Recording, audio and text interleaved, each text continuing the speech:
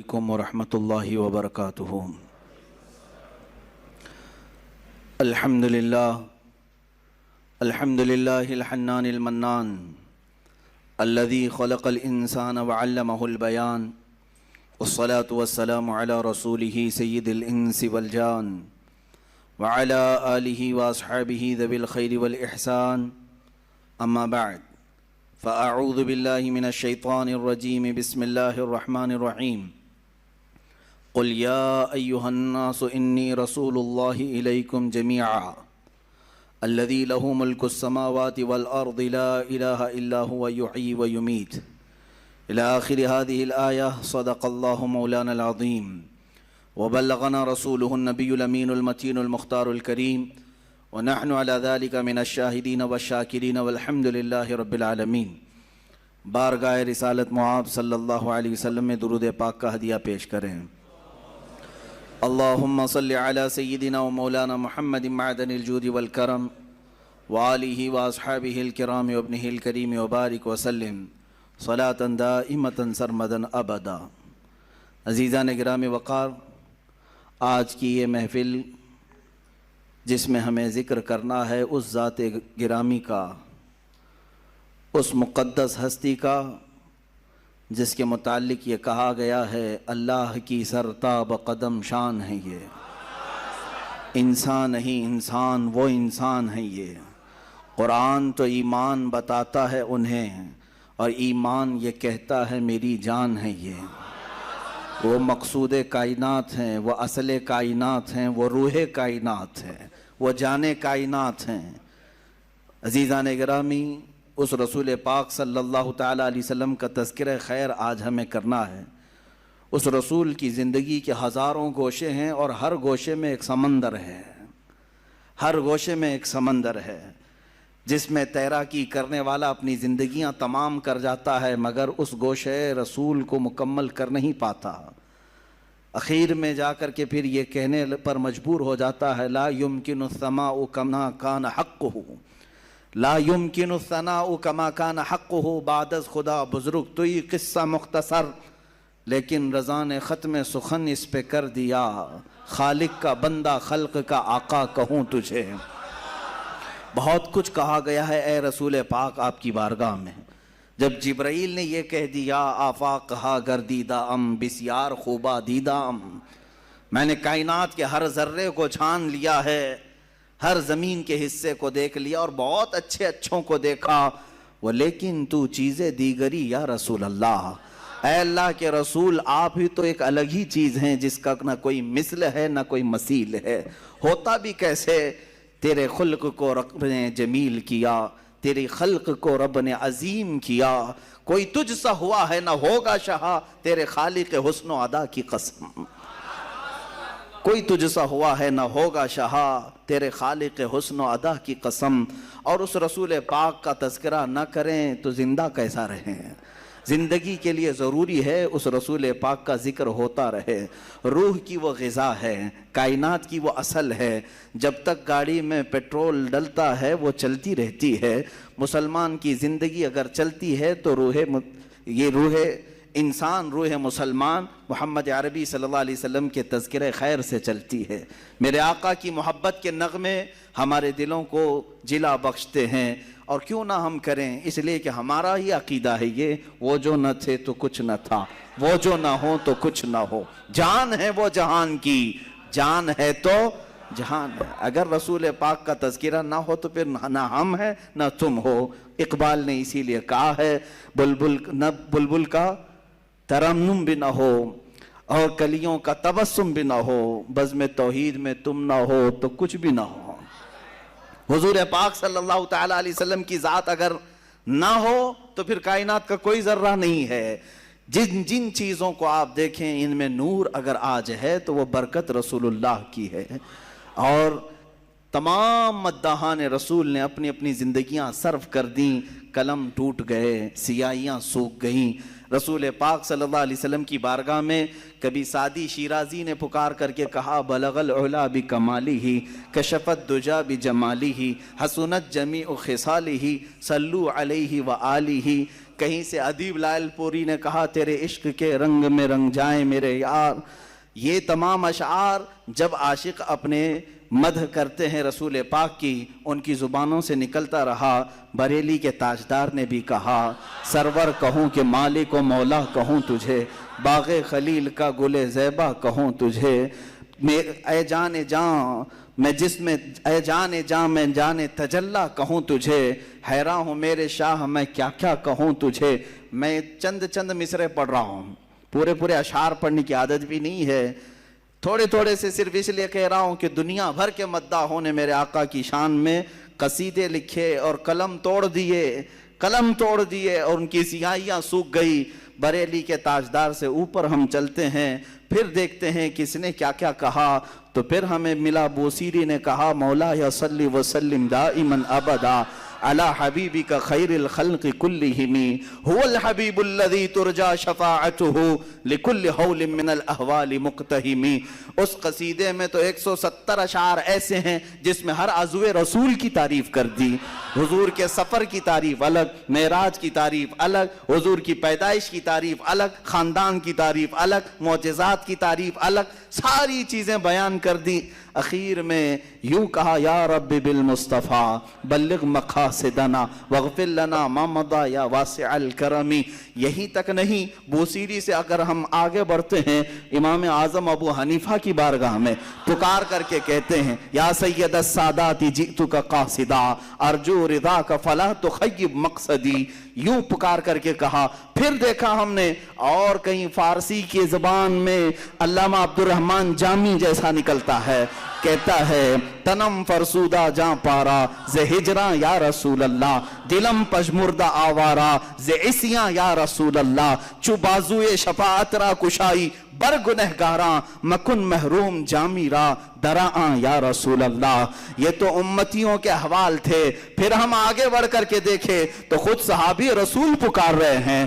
حسان بن ثابت کہنے لگ گئے وَأَحْسَنُ مِنْكَ لَمْ تَرَ قَطُّ عَيْنِي وَأَجْمَلُ مِنْكَ لَمْ تَلِدِ النِّسَاءُ خُلِقْتَ مُبَرَّأً مِنْ كُلِّ عَيْبٍ كَأَنَّكَ قَدْ خُلِقْتَ كَمَا تَشَاءُ.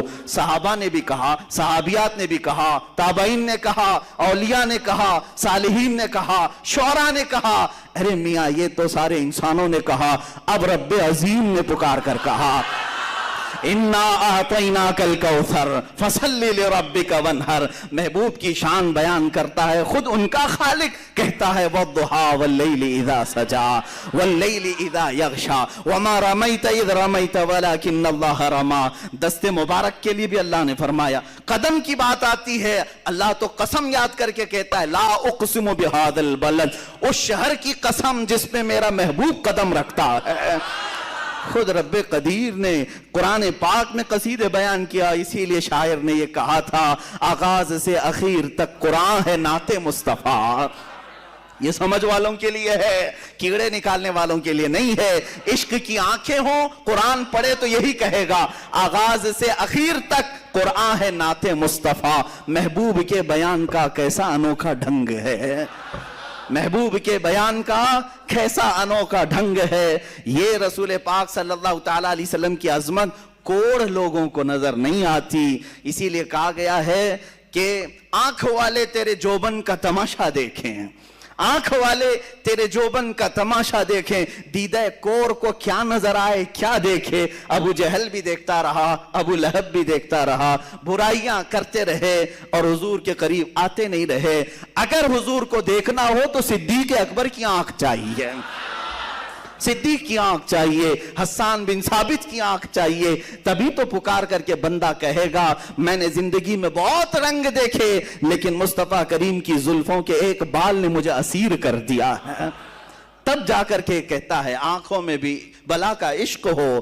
عزیزان گرامی وقار، مجھے بات کچھ اور عرض کرنی تھی رسول پاک صلی اللہ علیہ وسلم کے غزوات کے متعلق. آج میں گفتگو کرنے آیا تھا مگر رنگ کچھ اور ہی چڑھ گیا. مجمع نے حضور پاک صلی اللہ تعالیٰ علیہ وسلم کی قصیدہ خوانی کا، یہ دیکھیں یہ جو عقیدہ ہے یہ سنیوں کا عقیدہ ہے. یہ حضور کے نام پر جو مچلنا ہے یہ سنیوں کی قسمت میں ملا ہے. الحمدللہ یہ ہماری قسمت میں ملا ہے. اسی سے تو ہماری امید جاگتی ہے کہ ابھی ہم مرے نہیں ہیں، زندہ ہیں. مرے نہیں ہیں، زندہ ہیں. اسی لیے کہا ہے شاعر نے اس مسلمان کو بیدار تو ہو لینے دو، پھر دنیا کی ہر قوم پکارے گی حسین ہمارے ہیں. بیدار ہو لینے دو، تھوڑی دیر کی بات ہے. یہ رسول پاک کے نام پر جھومنا اور دل کی خوشیوں کے ساتھ مسکرانا، آنکھوں میں ایک نور کا چلا آنا اور اپنے جسم میں ایک الگ سی کیفیت پا جانا، یہ تمہارے اندر دبے ہوئے عشق کی چنگاری کا یہ راز ہے. اگر کوئی یہ کہتا ہے کہ مسلمان مر گئے تو میرے عزیزو آزمانے کا نسخہ یہ ہے کہ حضور کا تذکرہ اس کے سامنے کر کے دیکھو. اگر چہرہ کھل جاتا ہے تو ایمان ابھی باقی ہے، چہرہ کھلتا ہے تو ایمان ابھی باقی ہے. اسی لیے ہم نا امید نہیں ہوتے، ہم حوصلے کے ساتھ بات کرتے ہیں. لوگ کہتے ہیں آپ کی تعداد بہت کم ہے، آپ مائنورٹی میں ہیں، اقلیت میں ہیں، بڑی بڑی باتیں نہ کریں. میرے عزیز یہی تو مصطفیٰ کی غلامی کا اثر ہے. جب ان کے قدموں میں کوئی آتا ہے تو بلال بھی قیصر و کسریٰ کو للکار سکتا ہے. حبشہ کے رہنے والے غلام بلال حبشی کے اندر بھی اتنا پاور آتا ہے کہ وہ قیصر اور کسریٰ کو للکار سکتا ہے. جب سیدنا عمر فاروق کہتے ہیں قیصر بھی ختم، کسریٰ بھی ختم، سلطنتیں ٹوٹ گئی. فتح ہو کر کے آنے کے بعد سیدنا عمر فاروق نے یہی کہا تھا، میں وہی عمر ہوں خطاب کا بیٹا جسے بچپن میں 2 بکریاں سنبھالنا نہیں آتا تھا، آج 6 ملکوں کو اکیلا سنبھالتا ہے، صرف اس لیے کہ قدم رسول کی برکت ہے. یہی تو اثر ہے مصطفیٰ کریم کے تذکرے کا، یہی تو اثر ہے ایمان کی تازگی اور روح کی بالیدگی. یہ میرے آقا کے نام میں اللہ نے رکھی ہے. میرے عزیزو سیدنا، یہ میں بہت بڑی بات عرض کر رہا ہوں، حضور پاک صلی اللہ تعالیٰ علیہ وسلم کے عزیز چچا جنہوں نے آپ کی زندگی بھر حمایت کی، جناب ابو طالب، ان کا یہ شعر ہے، ان کا یہ کہنا ہے. میں اس بحث میں نہیں جاتا، بہت سارے لوگ اختلافی بحث میں پڑے ہوئے ہیں. جناب ابو طالب کے متعلق بہت ساری بحثیں کیا کرتے ہیں، مگر میں اتنا کہتا ہوں کہ انہوں نے حضور کی شان میں کہا تھا یہ رسول کا چہرہ وہ ہے جس چہرے کی برکت سے بارش بھی مانگو تو بارش آ جائے. ان کے چچا نے کہا تھا یہ چہرے پاک میں یہ اثر ہے کہ اللہ کی بارگاہ میں اس چہرے کے توسل سے بارش مانگی جائے، رب تعالیٰ بارش بھی اتارے گا. اے میرے عزیزو تم اپنی قسمت پر کیوں نہ قربان جاؤ، اس رسول پاک کو اللہ نے تمہارے حصے میں عطا کیا ہے. یہی تو قرآن میں کہا لَقَدْ مَنَّ اللَّهُ عَلَى الْمُؤْمِنِينَ إِذْ بَعَثَ فِيهِمْ رَسُولًا مِّنْ أَنفُسِهِمْ. اس اللہ نے تم پر بہت بڑا احسان کیا ہے کہ تمہارے درمیان اپنے محبوب رسول کو پیدا کیا ہے. وہ اب تم پر عذابات نہیں ڈالتا. پچھلی قوموں کی طرح گناہ آج بھی ہیں، نہ پتھر برستے، نہ آگ برستی ہے، نہ ہواؤں کا عذاب، نہ خنزیر بنائے جاتے ہیں، نہ کتے بنائے جاتے ہیں، نہ خنزیر نہ بندر بنائے جاتے ہیں، کچھ نہیں ہوتے. گناہ آج بھی ہیں، عذابات الگ قسم کے آ رہے ہیں، اب بھی آ رہے ہیں، لیکن وہ عذابات نہیں آتے پہلے کی قوموں کے. کیوں؟ قرآن کہتا ہے اس لیے کہ ان کے درمیان میرا رسول آرام فرما. وَمَا كَانَ اللَّهُ لِيُعَذِّبَهُمْ وَأَنْتَ فِيهِمْ. اللہ وہ عذاب اب نہیں بھیجے گا اس لیے کہ تمہارے درمیان میرا رسول ہے. رسول پاک صلی اللہ تعالیٰ علیہ وسلم کی برکت ہے. میرے عزیزو لوگ جو یہ کہتے ہیں کم ہیں تعداد میں، اقلیت میں ہے، مائنورٹی میں ہے، تبھی تو مزہ ہے سر چڑھ کے بولنے کا. زیادہ ہے، میجورٹی ہے تو تعداد پہ بھروسہ آ جاتا ہے، اسلحے پہ بھروسہ آ جاتا ہے، گھمنڈ اسباب پر آ جاتا ہے. کم ہو اور پھر حق بولو تو اللہ پر بھروسہ زیادہ ہوتا ہے. کم ہو اور کہیں سے کوئی طاقت تمہارے سپورٹ میں نہ ہو پھر بولو، مزہ بھی آتا ہے، پیچھے رسول پاک کی بیکنگ بھی ہوتی ہے اور اللہ کی عنایتیں بھی ہوتی ہیں. تم کس انتظار میں ہو؟ طاقت آئے تب بولیں گے، حکومت آئے تب بولیں گے. تب تو تم اپنی حکومت کے بل بوتے بولو گے جیسے آج یہ خنزیر چلاتے ہیں. وہ اپنے تخت کے بل بوتے بول رہے ہیں، ورنہ تو ان پاکھنڈیوں کی حیثیت کیا ہے کہ یہ اسلام کے خلاف بول سکے. تخت اگر بھیک میں مل گیا یا جعلی طریقے سے مل گیا تو اس تخت کے ذریعے سے بول رہے ہیں. کمال تو اس وقت ہے جس کے پاس نہ کوئی الیکشن کی سرٹیفکیٹ، نہ اس کے پاس کوئی دولت، نہ مجھ جیسے فقیر کے پاس کچھ نہیں. اگر میں بول سکتا ہوں تو صرف یہ نسبت رسول ہے. الحمدللہ مسلمان کو جو حق بولنے پر کوئی چیز آمادہ کرتی ہے تو وہ سیاست، حکومت، طاقت نہیں بلکہ محبت رسول آمادہ کرتی. حضور پاک صلی اللہ تعالیٰ علیہ وسلم کی محبت آمادہ کرتی. عزیزان گرامی وقار، رسول پاک صلی اللہ تعالیٰ علیہ وسلم کا تذکرہ یہ ہماری جانوں کے لیے، ہماری روحوں کے لیے بہت ضروری ہے، بہت ضروری غذا ہے۔ آپ خود محسوس کریں گے زیادہ دن تک اگر حضور کو نہیں سنو گے تو دل مرجھانے لگتا ہے، دل کے اندر کمزوریاں آتی ہیں، گناہ کی طرف بڑھنے لگ جاتا ہے۔ جہاں اسے مصطفیٰ کی یاد آ جائے پھر اس کی آنکھیں بھیگ جاتی ہیں، پلٹ آتا ہے، مسجدوں کی طرف دوڑتا ہے، اپنے نبی کی محبت میں کچھ نہ کچھ خیرات، صدقات، میلاد کرنے لگ جاتا ہے۔ یہ حضور پاک سے دور جتنا جاؤ گے بے چینی اتنی بڑھتی جائے گی، بے سکونی، بے قراری اتنی بڑھتی جائے گی۔ اور اس کا اندازہ کرو جتنا قریب ہوتے جاؤ گے، جتنے قریب ہوتے جاؤ گے وہ نور کے ان جہانوں کا سفر کرنے لگ جاؤ گے جہاں تمہارے برابر کا کوئی آ نہیں سکتا، کوئی آ نہیں سکتا۔ حضور پاک صلی اللہ تعالیٰ علیہ وسلم سے قربت کا جو سفر ہے، اے نوجوانوں، یہ خوش قسمت لوگوں کو سفر ملتا ہے جو سب کچھ چھوڑ دیا ہو، جیسے صہیب رومی کی طرح اپنے ماں باپ بھائی بہن سب کو چھوڑ کر مکہ سے نکلے تھے۔ ماں نے پکار کر کے کہا صہیب تمہارے بدن پر جو کپڑے ہیں یہ ہمارے سلائے ہوئے ہیں، تیری کمائی کے نہیں۔ وہ بھی نکال کے دے دیا، وہ بھی نکال کے دے دیا۔ مدینے جانا تھا رسول پاک کی بارگاہ میں، کیا پہنا؟ ٹاٹ کے کپڑے، گونی جو تھیلا ہوتا ہے اس کو اوڑھ کر کے کانٹے لگا لیے۔ اتنے پہ نہیں، باپ نے گنڈے بھیجے راستے میں اور مار توڑ کیا، اتنا مارا کہ ناک سے خون آیا۔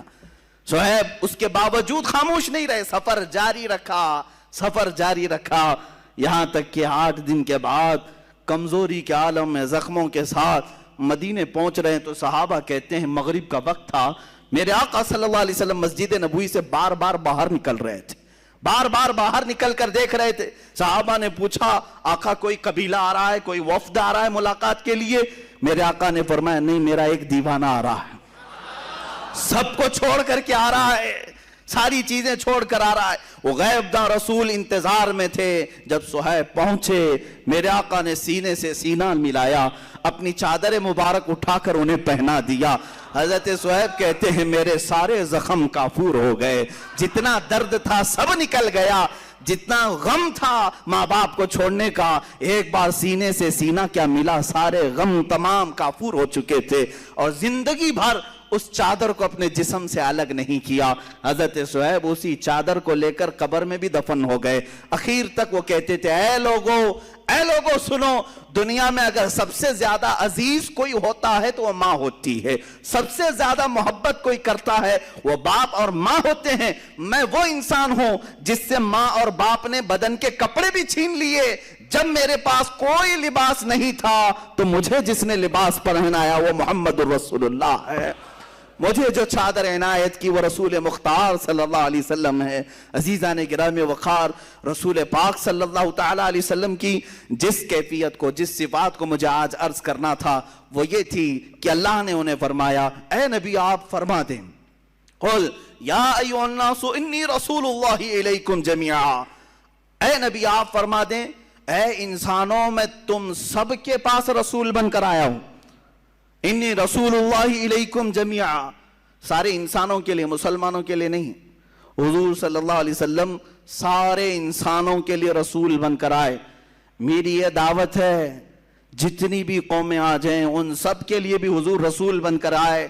تمہاری نجات اسی میں ہے کہ رسول پاک کی رسالت کو قبول کر لو، چاہے دنیا میں عیسائیت ہو، یہودیت ہو، جو بھی ہو، ان سب کے لیے میرے آقا صلی اللہ علیہ وسلم رسول بن کر کے آئے، سب کے لیے رحمت بھی بن کر کے آئے، اور اسی تبلیغ کے لیے سارے لوگوں کو حق کی طرف بلانے کے لیے میرے آقا صلی اللہ علیہ وسلم پوری زندگی بھر تگ و دو کرتے رہے، محنت شاقہ فرمایا، تبلیغیں کی، اسفار کیے، غزوات کیے، معرکے دیکھے، بہت ساری چیزیں میرے آقا صلی اللہ تعالیٰ علیہ وسلم نے جو برداشت کی وہ صرف اسی مقصد کے لیے کہ رسول صرف مدینے کے لیے نہیں آئے تھے، صرف مکے کے لیے نہیں آئے تھے، بلکہ پوری کائنات کے وہ رسول بن کر آئے تھے، اور سال کے لیے 5 سال 10 سال 100 سال کے لیے نہیں، صبح قیامت تک کے لیے وہ رسول بن کر آئے۔ اب اس رسول کا جو میسج ہے وہ پہنچانے کی ذمہ داری امت کی ہے، تم سب کے کندھوں پر یہ ذمہ داری ہے، ہمارے اوپر یہ ذمہ داری ہے۔ اس رسول کی رسالت، اس رسول کا جو میسج تھا پوری کائنات کے لیے، ہر مسلمان کے اوپر یہ ذمہ داری ہے۔ اگر تم اسلام لا چکے ہو تو اسلام کی خوبیاں دوسروں تک پہنچاؤ، دوسروں تک پہنچاؤ، اس کی خوبیاں کیا ہے۔ آج دنیا پوری پروپیگنڈے کے ذریعے سے اسلام مخالف دشمنی اور زہر اتنا گھول رہی ہے، اس وقت بھی اگر تم اپنی ذمہ داری کو نہیں نبھاؤ گے تو قیامت کے دن پوچھ ہوگی، پکڑ ہوگی کہ تم نے رسول پاک صلی اللہ علیہ وسلم کی تعلیمات کو نشر کرنے میں کون سا کردار ادا کیا۔ تم چاہتے بہت ہو میرے آقا کو، معلوم ہے تم محبت بہت کرتے ہو اپنے رسول سے، جان دینے کی بھی بات کرتے ہو، سب کچھ لٹانے کی بھی بات کرتے ہو، لیکن اے عزیز تجھے یہ سب کرنے کی اندر سے ہمت طاقت سب کچھ ہے، لیکن اس رسول پاک کے دیوانے بنانے میں کام کیوں نہیں کرتے؟ لوگوں کو اور اس رسول پاک کے اس امن والے میسج سے جوڑنے میں کیوں نہیں محنت کرتے؟ یہاں پر کچے ضرور ہیں، ہم بہت کچے ہیں، یہ آج دل دہلا دینے والی باتیں ہیں۔ ہندوستان میں آج جو حالات چل رہے ہیں اس پر میں اگر تھوڑی سی بات کروں، کیا ہمارے ارد گرد آپ نہیں دیکھ رہے نفرتوں کا ماحول بڑھتا جا رہا ہے، زہر اس قدر پھیلایا جا رہا ہے کہ لوگ مسلمانوں کے نام سے چڑھنے لگ جائیں، جو اب تک سیکولر کہلاتے تھے وہ بھی کٹر ہونے لگ گئے، وہ بھی اب شدت پسند ہونے لگ گئے۔ یہاں دغلی پالیسی بہت زیادہ عروج پر ہے، یعنی اپنوں کے لیے الگ قانون، ہمارے لیے الگ قانون، تمہارے لیے الگ سسٹم، ہمارے لیے الگ سسٹم، یہ سب چیزیں آج دیکھنے کو مل رہی ہیں۔ اتر پردیش کے ایک چھوٹے سے گاؤں میں 2-4 دن قبل کی نیوز کہ تقریباً 18 یا 19 لوگ دھرم پریورتن کرتے ہیں، یعنی مسلمان اپنا دین چھوڑ کر کے ہندو دھرم کو اپناتے ہیں۔ نیوز میں یہ سب باتیں آئی، پھیل گئی، ویڈیو بھی بنائی گئی ان کی، وہ ہون کرتے ہوئے، وہ پوجا پاٹ کرتے ہوئے اپنا دھرم پہلے والا چھوڑ کر کے دوسرے دھرم کو اختیار کر رہے ہیں۔ جس پنڈت نے ان کو دھرم پریورتن کروایا اس نے انٹرویو بھی دیا، ساری چیزیں چل رہی ہیں، وہ کریں تو کوئی مسئلہ نہیں، لیکن اگر کوئی ایک مبلغ اسلام کی سچائیاں پھیلائے تو اس پر NSA لگایا جائے گا، اسے کہا جائے گا کہ یہ باہر کے پیسے لے کر کے لوگوں پر زبردستی دین بدل رہا تھا۔ یہ دغلی پالیسی ہے۔ بہرحال مجھے بات یہاں جو عرض کرنی وہ یہ ہے، انہوں نے 18 لوگوں کو یا 19 لوگوں کو جو دھرم پریورتن کرایا، جیسے بھی ہوں، اسلام کسی کے جانے سے نہ رکتا ہے نہ مٹتا ہے، الحمدللہ۔ اسلام کسی ہلکے پھلکے پودے کا نام نہیں ہے، یہ اس کی جڑیں تحت الثری میں، اس کی شاخیں اوج ثریا پر ہیں، پوری کائنات مل کر کے اسلام کو ہلا نہیں سکے گی۔ یہ الحمدللہ میرا کیا، یہ رب ذوالجلال کا چیلنج ہے، اللہ رب العزت کا یہ دستور ہے، اس کا کچھ نہیں ہونے والا ہے۔ جو آ رہے ٹھیک ہے، تمہاری نجات ہے، جو جا رہے تمہارے لیے جہنم ہے۔ میں سوال یہ کرتا ہوں، وہ 18-19 لوگ جو 3 پریوار کے تھے وہ دھرم پریورتن کر کے جو چلے گئے، اس کی وجہ کیا بنی؟ کیوں ایسا ہوا؟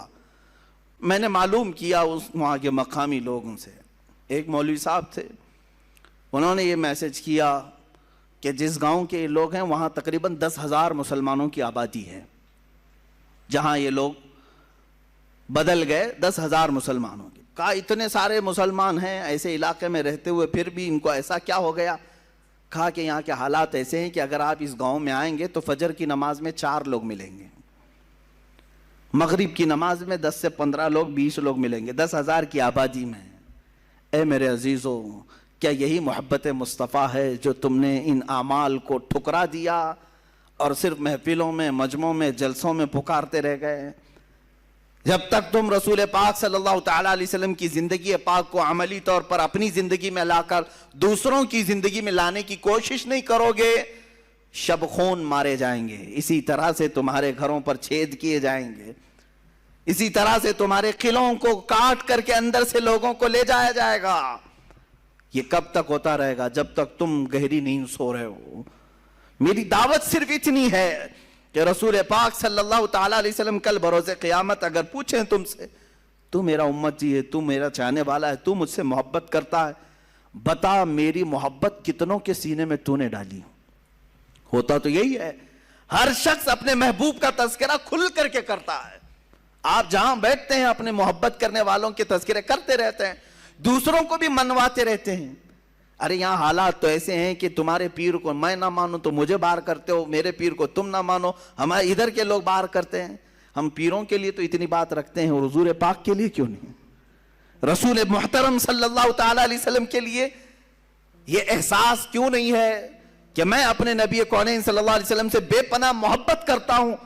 تو سیکنڈری میرے اوپر ذمہ داری یہی آتی ہے کہ میں دوسروں کو بھی اس طرح محبت میں تڑپتا ہوا دیکھوں، ان کے سینوں میں بھی محبت مصطفیٰ کو دیکھوں۔ اس تبلیغ کو جب چھوڑ دیا تب یہ حالات ایسے آ گئے ہیں۔ شاعر نے سچ کہا ہے، دیوار کیا گری میرے خستہ مکان کی، لوگوں نے آنے جانے کا راستہ بنا لیا۔ ہوتا ایسے ہی ہے، گھر پرانا اگر گر گیا نا تو کیا کرتے ہیں لوگ؟ ادھر سے ادھر جانے کا اس کو راستہ بنا لیتے۔ گھر جب تک سلامت ہے کوئی گھر کے دروازے سے نہیں گھستا، گرا ہے گھر تبھی لوگوں نے راستہ بنایا ہے۔ آج حالات تمہارے خستہ ہیں اور گر گئے ہیں، اس لیے ہر کوئی تمہارے اوپر سے گزرنے کی کوشش کر رہا ہے۔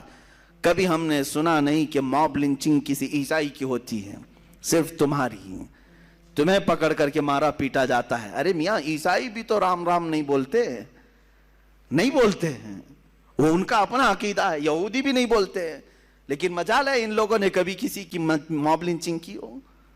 صرف اور صرف مظلوم مسلمان نظر آتے ہیں۔ مظلوم مسلمان ہیں جن کو ان کے دین پر، ان کی داڑھی کے نام پر ٹارچر کیا جائے، ان کی ٹوپی کے نام پہ ٹارچر کیا جائے۔ یہ حالات صرف اور صرف اس کی وجہ یہ ہے میرے عزیزوں، جس کو میں بارہا کہتا ہوں، ان کے جو ہم غلام تھے خلق کے پیشوا رہے۔ حضور پاک صلی اللہ علیہ وسلم کی غلامی سے جب جب ہٹو گے دنیا یہی دکھائے گی، دنیا ہمیں یہ ساری چیزیں دکھائے گی۔ اور اسی لیے کہا ہے کہ درس قرآن کو اگر ہم نے نہ بھلایا ہوتا، یہ زمانے نے زمانہ نہ دکھایا ہوتا۔ آج جو ہمیں دکھایا جا رہا ہے یہ سب ٹرائل ہے، ابھی اور کچھ آنا باقی ہے۔ بہت سارے لوگ آج جتھا بنا کر کے چھوٹی چھوٹی سی کنڈلیاں، چھوٹی چھوٹی سی منڈلیاں جس میں آتنکی نعرے لگائے جائیں اور مسلمانوں کو کاٹنے کی بات کی جائے، قتل کرنے کی بات کی جائے، یہ سب سنو اور انتظار کرو میرے عزیزوں، اور بھی بڑے وقت آنے والے ہیں۔ لیکن بیدار ہو گئے اور اپنے آپ کو سنبھال لیے تو میرا یہ صرف امید کی بات نہیں، یقین کی بات ہے، کوئی اگر تمہاری طرف انگلی بھی اٹھائے گا انشاءاللہ العزیز رب ذوالجلال کی طرف سے غیبی مدد ایسی آئے گی کہ وہ ہمیشہ کے لیے خائب و خاسر ہوگا، وہ فنا فی النار ہوگا، لیکن مضبوطی تمہارے اندر آئے۔ دیکھو میرا مولا مدد کب کرتا ہے، بدر کے وہ 313 جوانوں کو دیکھو، نہتے ہیں، ان کے پاس ہاتھوں میں تلواریں بھی نہیں تھیں، پہننے کے لیے چپلیں نہیں تھیں، سواریاں بھی بہت کم، پیدل گئے ہیں اکثر، دھوپ کا وقت ہے اور ریت والا میدان ہے، سب پورا ریت میں ہے، کتنی آزمائشیں، پلس اس پر رمضان کا مہینہ ہے اور چھاؤں نام کی کوئی چیز ہی نہیں ہے، کوئی درخت تک نہیں ہے سائے کا۔ میرے عزیزوں جب اس قدر مشقتیں اٹھا کر حضور کی وفاداری کرتے ہیں نا تب اللہ 5000 فرشتوں کو اتارتا ہے۔ قرآن کہتا ہے لَقَدْ نَصَرَكُمُ اللَّهُ بِبَدْرٍ، اللہ تعالیٰ نے تمہاری مدد نازل کی ہے بدر میں، بدر کے میدان میں مدد نازل فرمائی، حنین میں نازل فرمائی۔ عزیزان گرامی وقار، تمہارے لیے مدد آئے گی، صرف اور صرف شرط یہی ہے ان کنتم مؤمنین۔ قرآن نے کہا اگر تم ایمان والے ہو، اگر تم ایمان والے ہو، اور ایمان کہتے کسے ہیں؟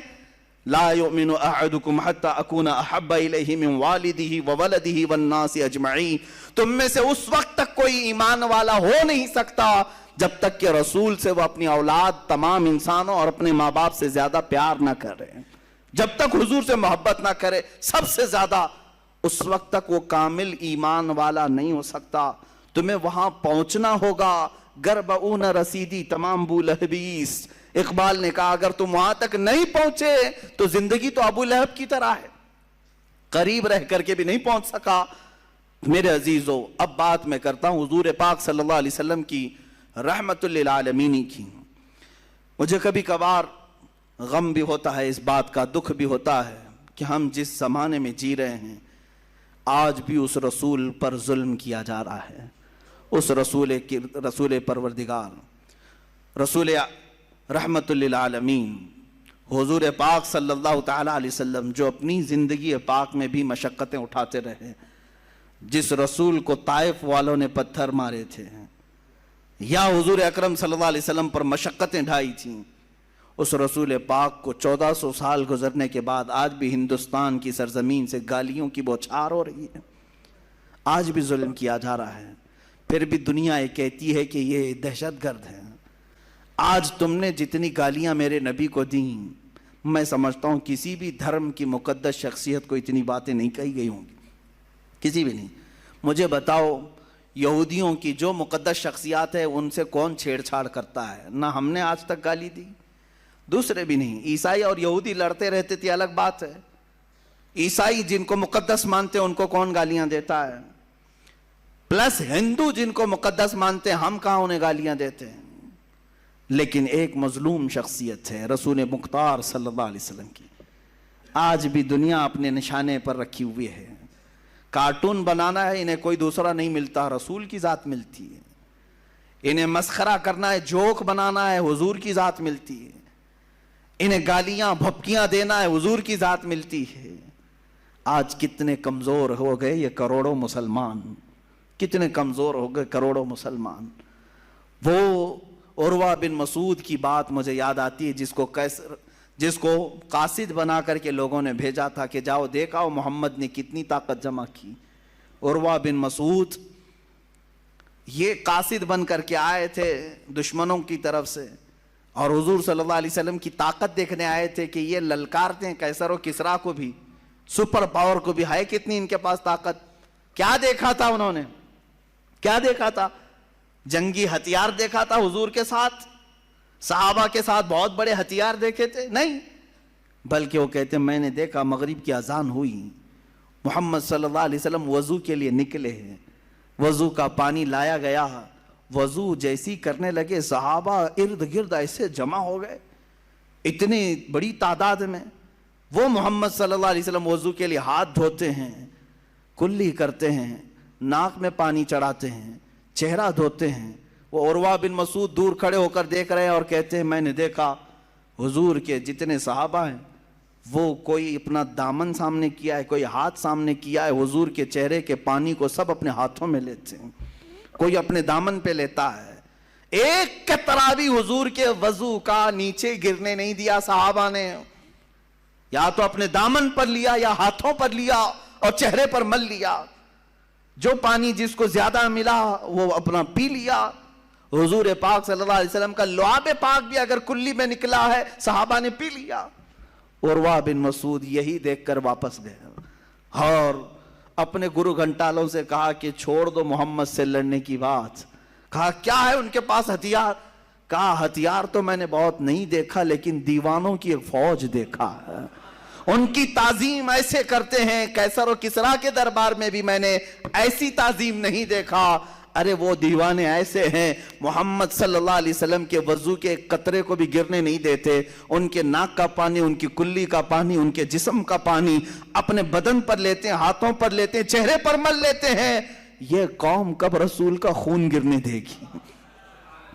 وہ قوم جو وضو کے قطرے کو گرنے نہیں دیتی، وہ خون کا قطرہ کہاں سے گرنے دے گی؟ اس لیے چھوڑ دو۔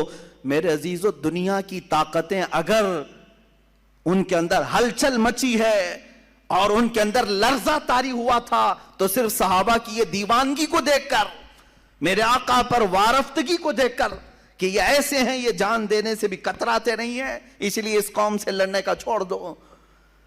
قیصر و کسریٰ جیسے بڑے سپر پاور ڈر گئے تھے تو صرف صحابہ کی اس وارفتگی کو دیکھ کر کہ یہ حضور کے وضو کا قطرہ گرنے نہیں دیتے۔ اور آج دنیا اگر تم سے نہیں ڈر رہی ہے تو اس لیے کہ یہ اب اپنے نبی کی حرمت کو، عزت کو کبھی خاطر میں نہیں لاتے، خاطر میں نہیں لاتے۔ کچھ بھی کرو اپنے رسول کے لیے یہ جھیل لیتے ہیں، برداشت کر لیتے ہیں، اس لیے ان کو خوب گالیاں دو، ان کو مارو، کچھ نہیں ہونا ہے۔ آج اگر تمہارے اندر جذبہ وہی ہوتا جو صحابہ نے اپنے رسول پاک صلی اللہ علیہ وسلم کے لیے پیش کیا۔ عزیزان گرامی، وہ صحابہ کا جذبہ یہی تھا جو جنگوں میں بھی، سفر میں بھی، حضر میں بھی، حتیٰ کہ وہ نمازوں میں بھی تک حضور پاک کے دیدار کو عبادت کا عین سمجھتے تھے۔ حضور کی پیروی، حضور کی اطاعت، ان کی دلجوئی کو عبادت سمجھتے تھے۔ اور حقیقت ہے اور آج ہم نے جو یہ دوریاں اختیار کی ہیں، یہی ایک اصل مقصد ہے، اصل سبب ہے، یہی ایک اصل وجہ ہے جو ہمارے اوپر ذلتیں مسلط کی جا رہی ہیں۔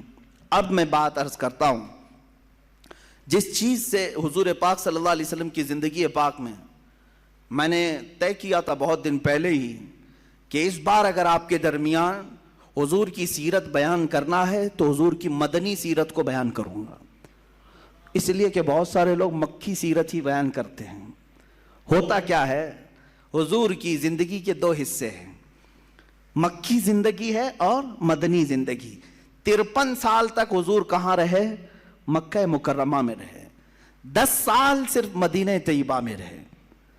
لیکن پوری 53 سالہ زندگی کو ایک طرف، اعلان نبوت کے بعد حضور نے جب نبوت کا اعلان فرمایا، وہ آپ کی عمر مبارک جب 40 سال کی تھی، 40 سال سے لے کر کے 53 سال تک، یعنی 23 سال نہیں، تقریباً 13 سال حضور پاک صلی اللہ علیہ وسلم کہاں رہے؟ مکہ مکرمہ میں۔ وہ 13 سال کی زندگی اور 10 سال مدینے کی۔ مکی زندگی کو اس لیے بہت سارے لوگ بیان کرتے ہیں کہ وہ بیان کرنے میں کچھ ہونا نہیں ہے، ہاں بس یہ ہے کہ لوگوں کے جذبات ہوں گے، رحم کا معاملہ آئے گا، ارے میرے نبی پر ایسا ہوا ایسا ہوا، مکہ والوں نے ستایا پریشان کیا، طائف والوں نے ستایا پریشان کیا، حضور کا سوشل بائیکاٹ کیا، پتے کھانے پر مجبور کیا، یہ سب مکہ میں ہوا، یہ سب مکہ میں ہوا۔ حضور صلی اللہ علیہ وسلم کے لیے کانٹے بچھائے گئے، یہ مکہ میں ہوا۔ حضور پاک صلی اللہ تعالیٰ علیہ وسلم کے گلے میں کسی نے گمچھا ڈال کر کھینچا، یہ مکہ میں ہوا۔ صحابہ کو جو مارا گیا، یہ مکہ میں ہوا۔ یہی سب مکی سیرت بیان کی جاتی ہے۔ میرے عزیزوں، مدنی سیرت بھی بیان کی جائے، جہاں رسول پاک صلی اللہ تعالیٰ علیہ وسلم نے اسلامی سلطنت کو اسٹیبلش کیا، قائم کیا، اور پھر صحابہ رضوان اللہ تعالیٰ علیہ مجمعین جو وہاں سے نکلے تو پوری دنیا میں سمندر کی طرف پھیلتے چلے گئے۔ وہ مدنی زندگی تھی۔ مدنی زندگی حضور پاک صلی اللہ تعالیٰ علیہ وسلم کی غزوات سے بھری ہوئی ہے۔ غزوات کس کو کہتے ہیں؟ جنگوں کو۔ اب میں آتا ہوں اصل بات پر، جس لفظ کو بہت سارے لوگ سننا نہیں چاہتے، ہم وہ سنانا ضرور چاہتے ہیں، وہ ہے رسول پاک کی جہاد کی زندگی۔ میرے آقا صلی اللہ تعالیٰ علیہ وسلم نے جہاد کیا ہے کہ نہیں کیا ہے؟ کیا ہے۔ پھر حضور نے جو کیا اس لفظ کو بولنے سے آج ڈرو گے؟ پھر کہو سب کو کہ اگر لفظ جہاد سخت ہے تو پھر مجھے میرے نبی کی آدھی سیرت چھوڑنی پڑ جائے گی۔ میں ہر چیز چھوڑ سکتا ہوں، میرے نبی کی زندگی کا ایک گوشہ بھی نہیں چھوڑ سکتا۔ جو جان مانگو تو جان دے دیں، جو مال مانگو تو مال دے دیں، مگر یہ ہم سے کبھی نہ ہوگا، نبی کا جاہو جلال دے دیں۔ ہم اس میں کمپرومائز نہیں کریں گے۔ حضور کی زندگی سے لفظ جہاد نکالو گے، نہیں نہیں نہیں، جہاد پہ مت بولیے آپ، یہ جہاد وغیرہ پہ بولیں گے تو آپ کو آتنکوادی بنا دیں گے۔ ایسے آتنکوادی بنے تو کوئی فرق بھی نہیں پڑتا، کوئی فرق بھی نہیں پڑتا، اس لیے کہ آلریڈی دنیا ہمیں دیوانہ کہے، پاگل کہے، مجنوں کہے، کچھ فرق نہیں پڑتا۔ ایک بار مدینے کے تاجدار یہ کہہ دیں تو میرا ہے، دنیا کچھ بھی کہے، ہمیں اس سے کیا غرض ہے؟ نہ یہ حساب لینے والی ہے، نہ یہ سزا و جزا دینے والی ہے۔ ہمیں جو کچھ لینا ہے وہ مدینے کے تاجدار سے لینا ہے۔ ہم ان کی رضا کے لیے جی رہے ہیں تو پھر ان کے بولنے چھالنے کی فکر کیوں کریں؟ یہ ہمیں کیا کہتے ہیں؟ تم دہشت گرد کہتے ہو، کہہ لو خوشی سے کہو۔ آتنکوادی مجھے کہتے ہو، کہہ لو خوشی سے کہہ لو، مجھے کچھ فرق نہیں پڑتا، اس لیے کہ نہ میں نے تمہارے لیے کپڑے پہنے ہیں، نہ تمہارے باپ کا کھانا کھایا ہے۔ ہمارا عقیدہ تو یہ ہے، ہم جیتے ہیں رسول پاک کی زندگی کو دیکھ کر کے، اور ہمارے اشعار میں تو یہ ہم پڑھتے بھی ہیں نا، پانی ہے تیرا پانی، دانا ہے تیرا دانا، پیتے ہیں تیرے در کا، کھاتے ہیں تیرے در کا، پانی ہے تیرا پانی، دانا ہے تیرا دانا۔ اور رسول پاک صلی اللہ علیہ وسلم کی بارگاہ سے ہاں اتنا ڈر ضرور ہوتا ہے کہ کہیں اس دربار سے ہمیں کوئی دور نہ کر سکے۔ شاعر نے بہت اچھا کہا تھا کہ اگر محبت جرم ہے تو سزا دی جائے، اگر محبت جرم ہے تو سزا دی جائے، پر شرط اتنی ہے کہ در محبوب پہ دی جائے۔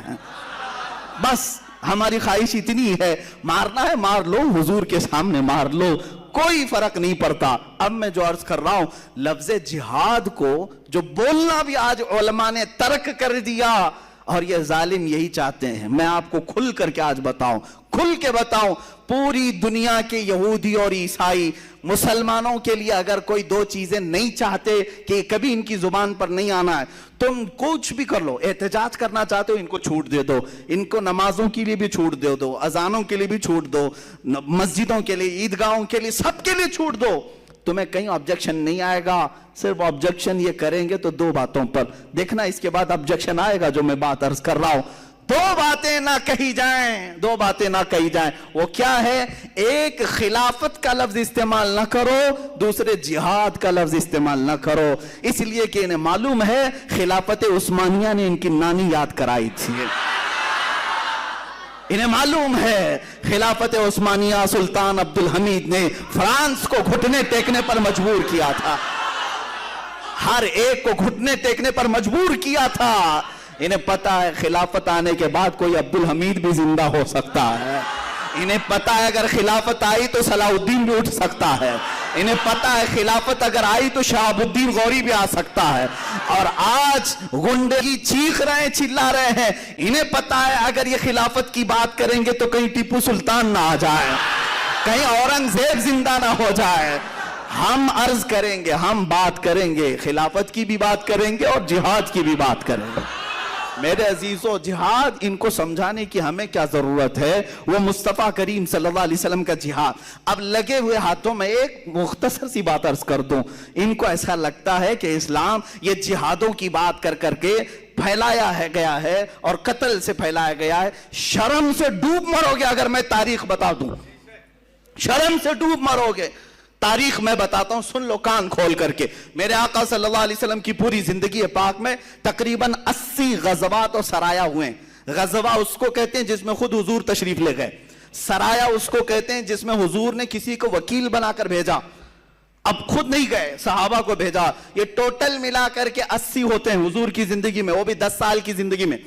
80 کو ہٹا کر کے بھی اگر دیکھیں تو 17 غزوات، بعض نے 27 کا ذکر کیا ہے جس میں حضور تشریف لے گئے۔ اے مسلمانوں سوچو، 27 جنگیں یا 80 جنگیں ہوئی حضور کی زندگی میں، سوچ رہے ہو کتنی جنگیں، کتنی جنگیں، کتنی جنگیں، اتنی جنگیں 10 سال میں۔ لیکن قتل کتنے ہوئے یہ تاریخ ان سے بھی پوچھو، مجھ سے بھی پوچھو، پورے ان 80 جنگوں کے اندر 139 مسلمان قتل ہوئے، 139 کتنے؟ 139، اور ٹوٹل جو کافر مرے 112۔ ان پوری جنگوں میں 112، 139، تقریباً 250 کے آس پاس، سمجھ میں آ رہا ہے؟ 250 لوگوں کا قتل ہوا 10 سال 80 جنگوں میں۔ تم اپنا بھی پیراہن ذرا چیک کر کے دیکھ لو۔ دنیا کی فرسٹ ورلڈ وار جو ہوئی، جس میں برطانیہ بھی ہے، جرمن بھی ہے، روس بھی ہے، سب جوجھ رہے ہیں۔ جانتے ہیں آپ فرسٹ ورلڈ وار، پہلی جنگ عظیم میں 1.5 کروڑ لوگ مرے ہیں، 1.5 کروڑ لوگ قتل ہوئے ہیں۔ تم امن کی بات کرنے کے لیے آج نکلے ہو، کہتے ہو جہاد میں بہت سارے لوگ مارے گئے۔ لا کے دکھا دو میرے آقا کی زندگی کی تاریخ میں کتنے مرے تھے اور تمہارے ہاتھوں سے کتنے مرے ہیں۔ فرسٹ ورلڈ وار میں 1.5 کروڑ لوگ مرے، اور سیکنڈ ورلڈ وار جو 39 سے 45 کے آس پاس، 1939 سے 45 کے بیچ میں قریب ہوئی، تقریباً 3 کروڑ سے زیادہ لوگ مرے ہیں۔ بعض میں تخمینہ بتا رہا ہوں 3 سے 5 کروڑ کے بیچ لوگ مارے گئے۔ زخمیوں کی تعداد الگ، جو گم ہوئے ان کی تعداد الگ۔ ارے کروڑوں کی بات کر رہا ہوں، حساب کہاں ہے آج؟ ان کو کہاں سمجھ میں آئے گا کروڑ؟ یہ مارنے کے خوگر ہیں، قتل کرنے کے عادی ہیں، اور بات کرتے ہیں چور کوتوال کو ڈانٹنے نکلا ہے۔ ان کے ہاتھ، ان کا دامن خون سے بھرا ہوا ہے۔ کتنی جنگوں میں کتنے مارے گئے، ایک لسٹ نکالو اور پھر آؤ میرے سامنے بیٹھو، حضور کی جنگیں دیکھتے ہیں۔ میرے آقا صلی اللہ علیہ وسلم نے بھی غزوات کیے، پورے ٹوٹل غزوات میں 250 سے زیادہ لوگ نہیں مارے گئے، 250 سے زیادہ۔ اگر یہ قتل کرنے کے لیے ہی جہاد ہوتا تو لاکھوں کی تعداد یہاں پر بھی ہوتی۔ اصل جہاد جو ہوتا ہے وہ امن قائم کرنے کے لیے ہوتا ہے، امن قائم کرنے کے لیے۔ جہاد کو ایک ایگزامپل میں بتا دوں، ایک ایگزامپل، بھائی تمہارا ہاتھ پھوڑی ہو گئی ہے، سڑ رہا ہے، ڈاکٹر کے پاس گئے، کیا کرے گا ڈاکٹر؟ چاقو مارے گا اور کہے گا میں یہ آپریشن کر کے کاٹ کے نکالتا ہوں. وہ جہاد ہی تو کر رہا ہے. وہ کیا کرنے کے لیے ہاتھ کی پھوڑی کاٹا؟ تم اس کو نہ ظالم کہو گے نہ بدماش کہو گے، ارے ڈاکٹر چاقو لے کے کاٹ دیا پھوڑی کو، نہیں، بلکہ کہو گے بڑا اچھا آدمی ہے، پھوڑی کو نکال دیا. ہاں اب آپ کو تاریخ میں بتاؤں، صحابہ نے جتنی مرتبہ تلوار اٹھائی پھوڑیاں مارنے کے لیے اٹھائی، زمین پر جتنے پھوڑے تھے ان کو مارنے کے لیے ہی نکالا. آج بھی دنیا اس بات کو تسلیم کرتی ہے کہ جس سے زمین پر خطرہ ہے اس کو اگر ختم کرنے کے لیے کوئی نکلتا ہے تو اس کو کوئی بھی آتنکواد نہیں کہتا، اس کو تو امن کا مسیحا کہتے ہیں. آج حضور پاک صلی اللہ تعالیٰ علیہ وسلم کے جہادوں کو جو تذکرہ کرنا بھی لوگوں نے چھوڑ دیا، یہی وجہ ہے کہ وہ تمہیں دباتے چلے گئے. اور اب تو یہ ہو گیا کہ ایک لقب دیا جا رہا ہے مسلمانوں کو. کیا لقب دیا جا؟ جہادی ہے، جہادی ہے. بہت ساری جگہ ٹونٹ مارتے ہیں، یعنی تانے کے طور پر. تم تانا مارتے ہوں گے لیکن میں تو خوشی سے قبول کرنے کو تیار ہوں. بہت سارے لوگوں نے نمازی تو کہا تھا، حاجی تو کہا تھا، پہلے تم ہو جو جہادی کہہ رہے ہو، کیونکہ اسلام کے فرائض میں یہ بھی ایک فریضہ ہے. ہاں کلمہ پڑھنا ہے، نماز پڑھنا ہے، روزہ ہے، حج ہے، زکوٰۃ ہے. پہلے حج سے پہلے جو 5واں فرض تھا وہ جہاد فی سبیل اللہ تھا. جہاد فی سبیل اللہ تھا. تم نے نمازی کہا، رمضان کا روزے دار کہا، حج کا حاجی کہا، زکوٰۃ کا خیراتی کہا. ایک چیز بچی تھی جو تم نے ہمارے لیے کہا، کوئی مسئلہ نہیں ہے. عزیزان گرامی وقار، خوف دل سے نکالو، خوف دل سے نکالو. شرم و حیا اس سے کرو جو اللہ رب العزت کی بارگاہ میں گناہ کی طرف تمہیں لے جائے اور اس سے دور کرے. اس سے شرم و حیا نہ کرو جو تمہیں اللہ سے قریب کرنے والی ہے. جیسے لوگ رحمانی حیا اور ہے، شیطانی حیا اور ہے. رحمانی حیا، شیطانی حیا. شیطانی حیا جو تمہیں نیکیاں کرنے میں روک لگاتی ہے. رحمانی حیا وہ ہے جو گناہ کرنے میں آتی ہے. رحمانی حیا آنی چاہیے. تم فخر سے کہو گے کہ میں مسلمان ہوں، تم فخر سے کہو گے میں رسول پاک صلی اللہ تعالیٰ علیہ وسلم کا غلام ہوں. اور یہی تمہاری غلامی تمہیں پھر سے عزت کے مقام پر لا سکتی ہے، پھر سے تمہیں اوپر لا سکتی ہے، عروج و ارتقاء پیدا کر سکتی ہے. اقبال نے کیا ہی بہتر کہا. انہوں نے زندگی بھر یورپ کے دورے، جرمن کے دورے، بہت ساری جگہوں پر دیکھا اور واپس آ کر کے اپنی قوم کو جو میسج دیا وہ یہی تھا کہ محمد سے وفا تو نے تو ہم تیرے. علاج تمہارا یہی ہے، علاج تمہارا یہی ہے کہ محمد عربی صلی اللہ علیہ وسلم سے وفا کرو. ان کی زندگی پاک کا ایک ایک گوشہ ہمارے لیے رحمت سے بھرا ہوا ہے. اگر رسول پاک کے ہم روزے بیان کرتے ہیں، رسول پاک کی اگر ہم نمازیں بیان کرتے ہیں، رسول پاک کا امت کے رونا ہم بیان کرتے ہیں، رسول پاک کی عطائیں ہم بیان کرتے ہیں، رسول پاک صلی اللہ علیہ وسلم کا محبت سے لوگوں سے ملنا جلنا بیان کرتے ہیں، تو رسول پاک کا جہاد بیان کرنے میں کیا دقت ہے، کیا حرج ہے؟ اے میرے عزیزو، رسول کریم صلی اللہ تعالیٰ علیہ وسلم نے جتنے جہاد اور غزوات میں شرکت فرمائی. آج بھی درد ہوگا کچھ لوگوں کو، تکلیف ہوگی. یہ اس لیے تکلیف ہوگی، میں آپ کو بتاؤں، بہت دنوں تک جب بیماری چڑھ جاتی ہے، کینسر جلدی جاتا نہیں ہے، کیمو تھراپی کرنی پڑتی ہے اور کیمو میں بہت درد ہوتا ہے.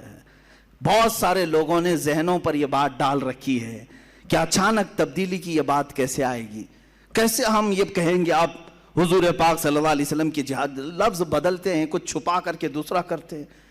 عزیزان گرامی، بات یہ جو کمپرومائز کی آ رہی ہے، حضور کی سیرت چھوڑ رہے ہو تم، حضور کو بیان کرنا چھوڑ رہے ہو تم. ابھی ایک گاؤں میں گیا تھا، وہاں پر ایک صاحب کان میں بولنے لگے، حضرت سب لوگ آپ کو سننے کے لیے آئے ہیں، آدھا گھنٹہ 1 گھنٹہ آپ کچھ بولیں، لیکن ایک میری ریکویسٹ ہے حضرت، یہ شہادت پہ مت بیان کیجئے، شہادت وغیرہ پہ مت بیان کیجئے. کہا کیوں؟ کہا نہیں، وہ لوگ پھر یہ سمجھیں گے کہ آپ سب کو جنگ میں لے کے چلے جائیں گے. یعنی ایسی سوچ بنی ہوئی ہے. کیا میں جنگ میں لے جانے کی بات کر رہا ہوں؟ اے میرے عزیزو، میں ان صاحب سے کہا اچھا امام حسین کی شہادت بیان کروں یا نہیں کروں؟ انہوں نے کہا نہیں، وہ تو چلتا ہے، وہ تو سننا ہی ہے ہم کو. میں کہا تم کیا خاک سنو گے؟ کربلا کی باتیں سنتے سنتے تم بزدلوں کی یہ بات ہی نہیں ہے کہ کربلا کو سنو.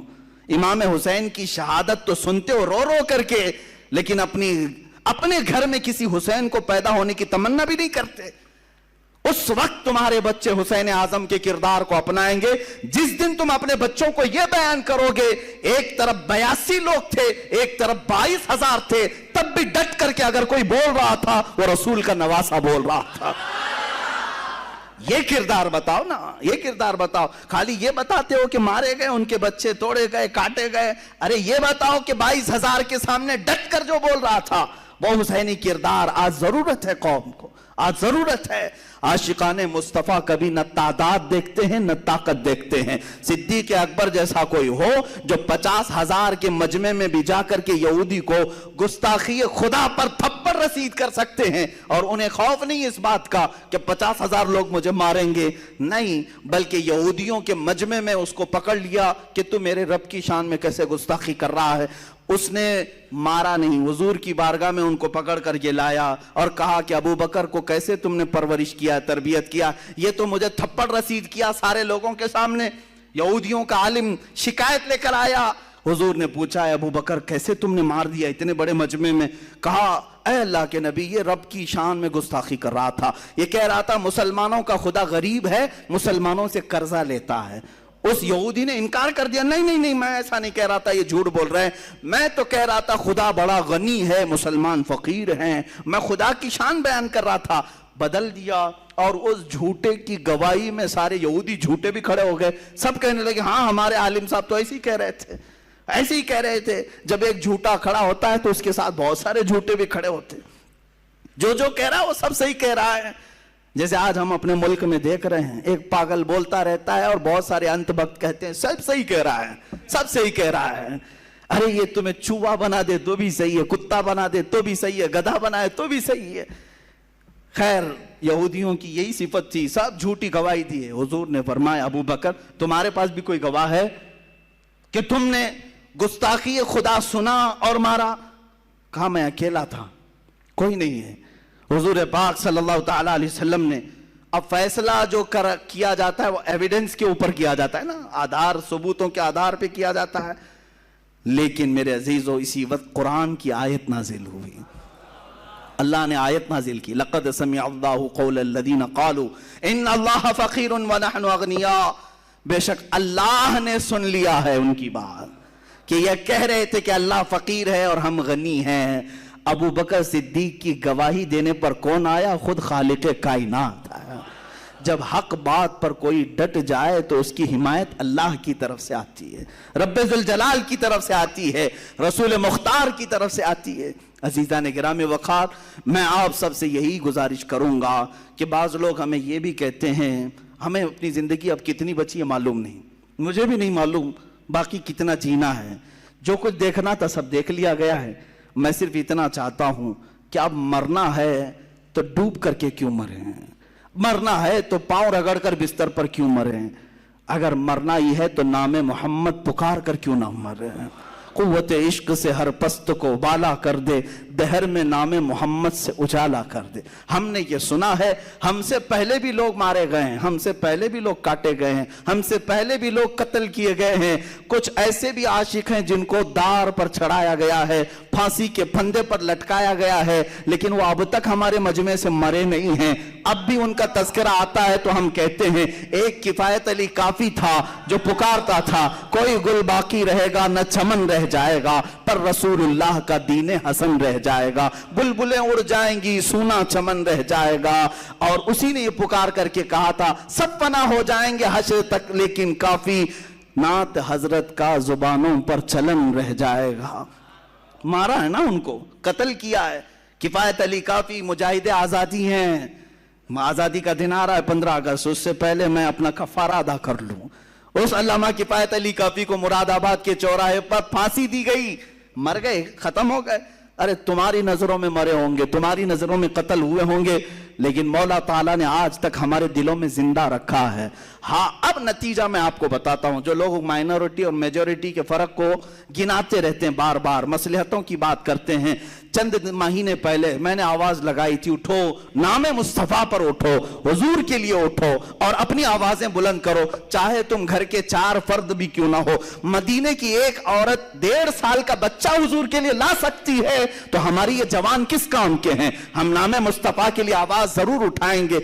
लेकिन कुछ उलमा, कुछ मुदानिश्वरों ने यह कहा था, नहीं मौलाना, हालात ऐसे हैं कि हम अकलियत में है, माइनॉरिटी है, हमारी तादाद कम है। फिर मुझे बात आ जाती है, बड़े अदब से, मारे बड़ों की बारगाह में बड़े अदब से, हम बदर की तारीख देखते हैं, वहां भी हम माइनॉरिटी में थे, उहद में देखते हैं, वहां भी माइनॉरिटी में थे, खंदक में देखते हैं, वहां भी माइनॉरिटी में थे। सबसे बड़ी बात तो ये है कि करबला में जितनी माइनॉरिटी में थे उतने कभी नहीं थे। एक तरफ 82 है, दूसरी तरफ 22,000। इसको कौन सी माइनॉरिटी मेजॉरिटी कहा जाए। उस वक्त हुसैन आजम को कोई मशवरा देने वाला ऐसा क्यों नहीं आया, आप बहुत कम तादाद में घर में बैठे, 22,000 का कहां मुकाबला करेंगे। हुसैन आजम जानते थे आज मैं 82 को लेकर जाऊंगा, हो सकता है मेरे बच्चे कत्ल हो जाएं, हो सकता है मेरा खानदान तबाह हो जाए, लेकिन हुसैन को यह मालूम था कयामत तक अगर झंडा लहराएगा तो हुसैन का लहराएगा। कहां है यजीद, ना कब्र मालूम, ना तख्त मालूम, ना घर मालूम, ना औलाद मालूम। हां, नाजायज औलाद हो सकती है, लेकिन अब तक नस्ल पता नहीं है। लेकिन हुसैनी सादात हर चप्पे चप्पे में नजर आते हैं। जिसके बच्चों को तुमने चुन चुन करके मारा था, आज आओ मेरे साथ निकलो, पूरी दुनिया के हर शहर में कोई हुसैनी सैयदजादा जरूर दिखेगा, हुसैनी सैयदजादा जरूर मिलेगा जो रसूल पाक की खुशबुएं लोगों में बांट रहा है, आज भी बांट रहे हैं, सादात की कमी नहीं हुई। तो इसका मतलब ये निकला माइनॉरिटी में हो तो कोई फर्क नहीं पड़ता, थोड़ी देर के लिए अगर जान जाती है तो जाने दो, इसलिए कि इस्लाम जिंदा होता है हर करबला के बाद, इस्लाम जिंदा होता है हर करबला के बाद। ऐ नौजवानों, तुम्हारी अगर अल्लाह ताला ने अमानत के तौर पर जानें दी हैं, खून दिया है, उसने तुम्हें बचपन से पाला, मां की गोद में पाला, जवानी में पाला, तुम्हारी हिफाजत की, मुफ्त सांसें दी, रिस्क दिया, हवा दिया, सब कुछ दिया। अगर उसके दीन की खातिर ये छोटी सी जान का नजराना अगर चला जाए तो क्या फर्क पड़ता है।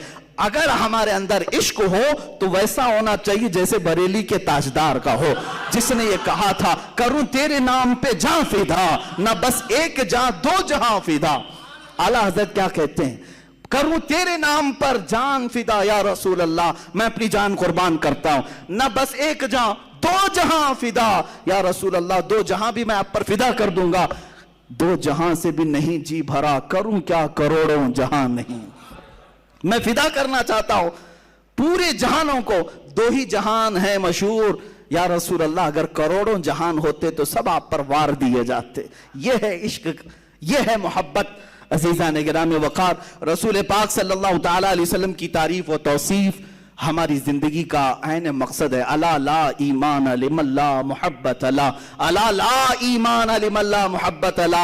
आगाह हो जाओ, खबरदार हो जाओ, उसका ईमान ही नहीं जिसके सीने में उनकी मोहब्बत नहीं, उसका ईमान ही नहीं जिसके सीने में रसूल पाक की मोहब्बत नहीं। हुजूर पाक सल्लल्लाहु तआला अलैहि वसल्लम की बारगाह से वाबस्तगी आज फिर से बढ़ा लो।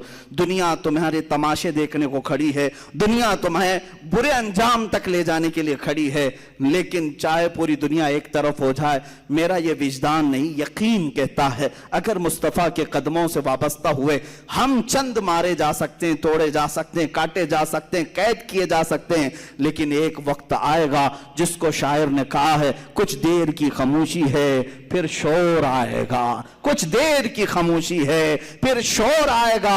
आज तुम्हारा वक्त है, हमारा दौर आएगा इंशाअल्लाह। आज तुम्हारा वक्त है, हमारा दौर आएगा।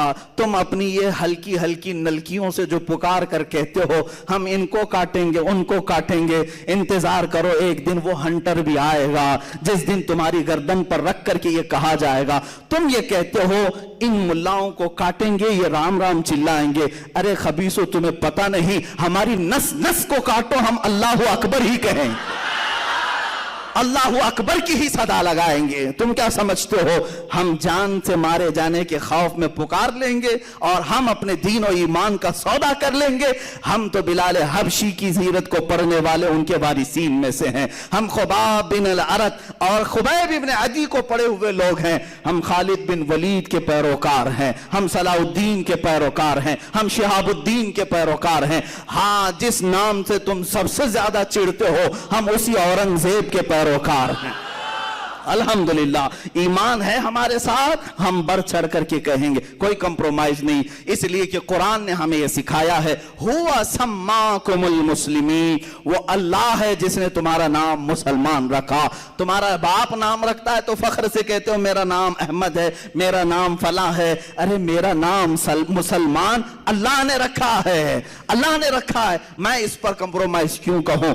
मैं अगर कहीं पर भी हूं, किसी भी जगह हूं, बाजार में बैठा हूं, तख्त पर बैठा हूं, इंशाअल्लाह अज़ीज़ यही कहा जाएगा कि मैं मुसलमान हूं, मुसलमान रहूंगा इंशाअल्लाह अज़ीज़। अज़ीज़ान गिरामी, आखिर में मैं मुस्तफ़ा करीम सल्लल्लाहु अलैहि वसल्लम के दरबार से जोड़ते हुए दो चंद नसीहतें जरूर अर्ज कर जाता हूं। हालात अब ऐसे नहीं हैं कि मैं लंबी लंबी तकरीरें आपके सामने करूं, मुख्तसर चीज़ों में मैं तुम्हें इशारों में समझा दूं। जिन दो बातों का तज़किरा मैंने किया, ये जिससे इन्हें सख्त नफरत है, उन चीज़ों की तरफ तुम लौट आओ। मेरा ये यकीन है, अल्लाह के नबी का कौल सुनो। दूसरों की बातें झूठी हो सकती हैं मगर मेरे नबी का फरमान नहीं, झूठा नहीं हो सकता। इज़ा तरकतुमुल जिहाद, हुज़ूर पाक सल्लल्लाहु अलैहि वसल्लम फरमाते, व रज़ीतुम बिज़्ज़रा, जब तुम जिहाद को तर्क कर चुके हो और खेती बाड़ी में मसरूफ हो गए, हुजूर पाक सल्लल्लाहु अलैहि वसल्लम फरमाते हैं, सल्लल्लाहु अलैकुम ज़ुल्लतन, अल्लाह ताला तुम पर ऐसी जिल्लत तारी कर देगा कि वह हटेगी नहीं, हटेगी नहीं।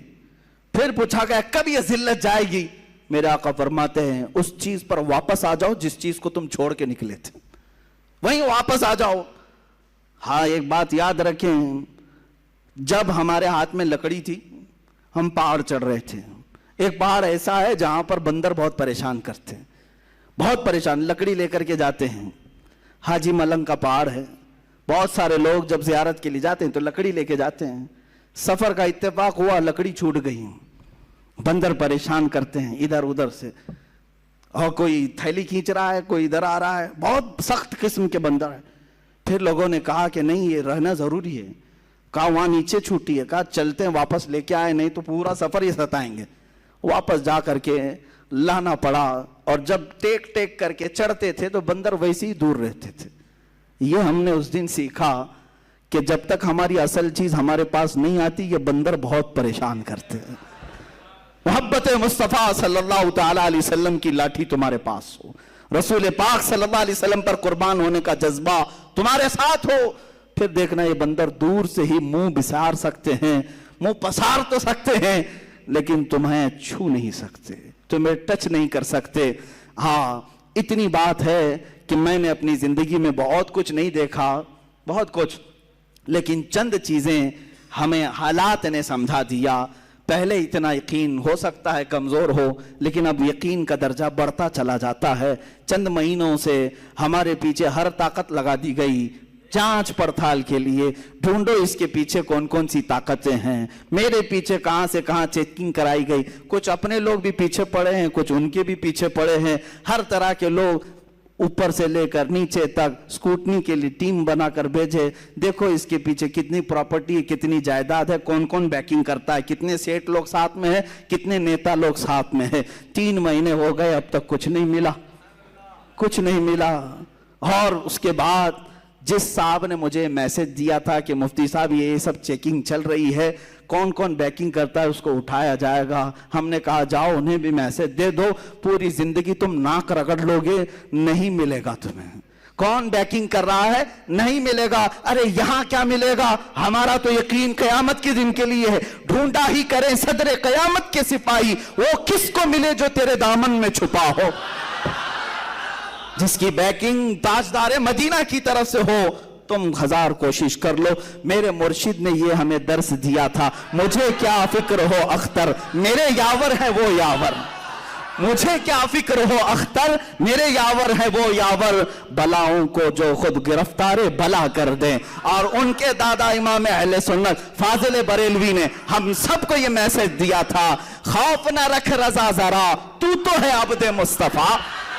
خوف نہ رکھ رضا ذرا، تو ہے عبد مصطفیٰ۔ عبد مصطفیٰ کس کو کہتے ہیں؟ غلام رسول کو کہتے ہیں۔ جب تو کہہ رہا ہے میں مصطفیٰ کا غلام ہوں، نبی کا غلام ہوں، نبی کا غلام جو ہوتا ہے وہ جنگلوں کے شیروں سے بھی نہیں ڈرتا، ان کتوں سے کیسے ڈرے گا؟ اعلیٰ حضرت فرماتے ہیں خوف نہ رکھ رضا ذرا، تو ہے عبد مصطفیٰ، تیرے لیے امان ہے، تیرے لیے امان ہے۔ وآخر دعوانا الحمدللہ رب العالمین۔